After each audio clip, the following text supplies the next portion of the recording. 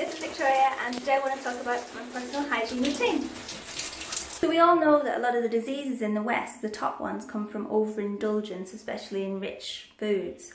But we don't talk so much, especially when we're vegans, about over toxicity, which we also get from products that we put on our skin on a daily basis as part of our hygiene routine. So I thought I'd talk about that today because it's something which is quite important to me, and I'll explain to you later on why. So when I'm in the shower, the only things I use are shampoo and soap. And you can see here on this particular shampoo, it says does not contain parabens, SLS, PG, SLES, silicones or animal ingredients. For a while I've tried using other things like cutting out shampoo altogether and using bicarbonate of soda and then rinsing the hair with apple cider vinegar, and I actually really liked the apple cider vinegar. It made my hair feel really soft. I thought that the bicarbonate of soda didn't make my hair feel clean, or as clean as I like it to feel. And with the apple cider vinegar, every time I went to hug somebody, I realised that I was smelling like vinegar, and so I felt kind of uncomfortable with it just from a smell standpoint. I also tried using Dr. Bonner's cast-iron soap for a while instead of shampoo, and it made my hair go kind of like straw.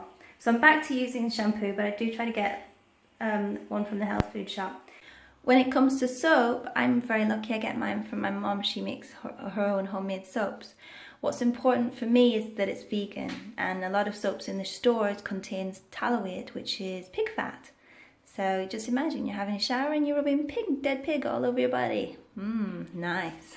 This is the toothpaste that I use here at the minute. It's a Green People one. It contains no fluoride and no SLS. Those are the two things I try to avoid. If I can find one that has no fluoride, no SLS and no glycerine, then I'm overjoyed. But sometimes I've tried different things. For last year I used to use just bicarbonate of soda again and coconut oil, and I found that for a while I really loved it, and then after a few months my teeth started to look a bit grey, and then when I started using toothpaste again, they started to shine again, and I started to feel better about my appearance again. So I don't use that anymore, but I do try to use one from the health food shop, which is as little as possible. And to me, I place a really high value on mental health, mental clarity, on being aware, being conscious. For me that's especially important because my grandmother had, I'm not actually sure exactly what she had because she was never diagnosed, she never went to the doctor because she was afraid they were going to put her away in a mental institution. But she used to scream at walls, and she used to talk to herself, so we don't know if it was like schizophrenia or dementia or Alzheimer's. I mean, we don't know what it was. But it's always been on the back of my mind that I need to take really good care of my health. And following on from the previous video I did on epigenetics, knowing that we can change, even if we do have a gene for something, we can change that by our daily actions and our habits. Then I choose, okay, I don't have any fillings in my mouth because I don't put metal in my mouth because I know that metal on the brain causes Alzheimer's. Now, coming from thinking back to my grandmother, she had 13 children and she was probably heavily deficient in minerals. And she probably also cooked with aluminium pans, and they probably had copper pipes and all kinds of things like that. So, I mean, there's a lot of factors that could have contributed to that state of her health. But that's one of the reasons why, for example, I won't use fluoride toothpaste, because fluoride calcifies the pineal gland. It takes you out of consciousness. It makes you apathetic. A lot of other products that you put on your skin, creams and lotions, they all contain aluminium, and aluminium on the brain leads to Alzheimer's disease and dementia and other things like that. So we really want to cut down on any products which contain aluminium. Also deodorants, any store-bought or deodorants usually contain aluminium, and it's going right into your pores and your armpits. It's right into your pores, right into your bloodstream, and that over time can affect your mental health. And in Spain it's summer right now, and I'm constantly seeing parents slapping sunscreen all over their kids. I mean, if it was me with my children, what I do is I try to only go out at certain times of day, and if we are out, say in the midday heat, I'll put on a very light cotton long sleeve top so that they're not going to burn their skin, and they're also going to be comfortable and airy. Now, I've got a book here in front of me. It's called Hormone Deception, and it's talking about sunscreens, and I'm just going to read you a paragraph, And it says, a Swiss team of researchers found 5 chemicals that are common in many sunscreen products, lipsticks and other cosmetics to behave like estrogen. For example, making cancer cells grow more rapidly in the laboratory. Now, a common sunscreen chemical called 4-MBC exerted a particularly strong effect. When it was mixed with olive oil and applied to the skin of rats in concentrations allowed in commercial sunscreens, it doubled the rate of growth of the uterus before puberty.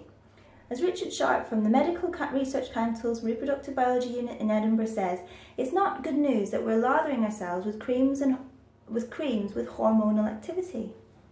Sunscreen chemicals have been shown to accumulate in lakes where people swim and have even been found in breast milk. So after I've taken a shower, I use magnesium oil and I spray it on my legs just a couple of times. So some of the benefits of magnesium off the top of my head, it increases your energy. It can help sports people, specifically with reduces aches and pains, muscle spasms, things like that. It's good for osteoporosis. It can reduce blood pressure. It helps to regulate other minerals in the body. And something that I really love magnesium for is that when coming back to mental health and clarity, a lot of people who have mental disorders, not only are they maybe overtoxic, so they have too many heavy metals such as mercury or aluminium on the brain, but they have a deficiency of magnesium. And if you take magnesium, what this shows is if you take magnesium, magnesium will actually help to pull the aluminium off the brain. So people who have a deficiency of magnesium can actually develop mental disorders. So it's really important that you get a good source of magnesium, whether it's from leafy green vegetables or from, if you're not worried about not getting enough of it in your diet, then, get a magnesium supplement. Also, B vitamins help with mental disorders, keeping you alert and clear. So instead of the deodorant, because like I said, a lot of the deodorants contain aluminium, I've been using sometimes the magnesium spray just on my armpits instead of deodorant. What can happen though is if you shave, it can sting a bit, so maybe you might not want to use that. Sometimes, however, I also use, I've got this tub here. It doesn't look very nice, and it's bicarbonate of soda and coconut oil with some, say, tea tree and some lemon balm and some other essential oils, and I use that sometimes as a deodorant instead of the magnesium.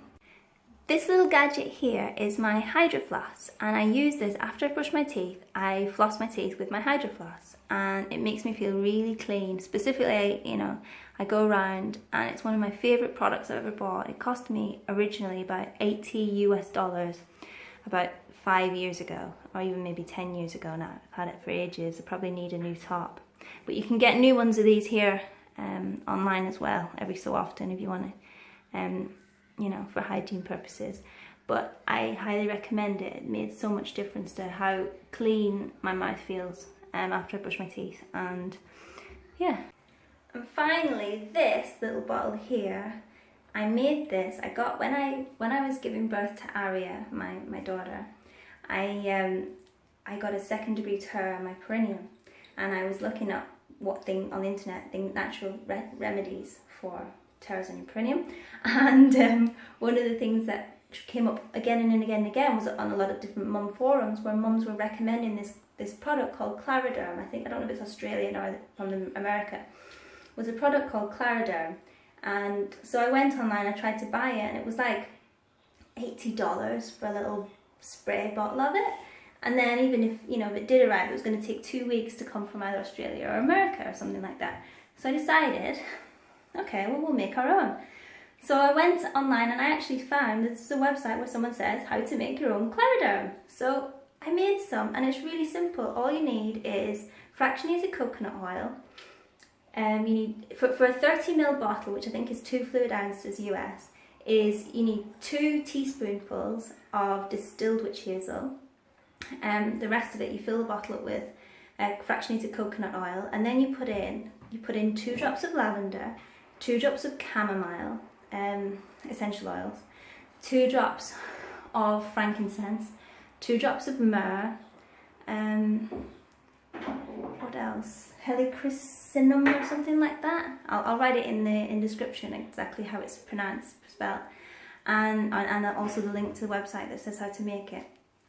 And I also put in lots of drops of rose essential oil, because rose essential oil is also good for your skin and it also balances hormones, so it can be very helpful. I trust you enjoyed the video. If you have any questions, leave me a comment. If there's something that you do differently, you know, leave me a comment too and let me know, because I'm always open to learning new things, and you know, we can help each other grow. Okay, I look forward to speaking to you in a future video. Bye.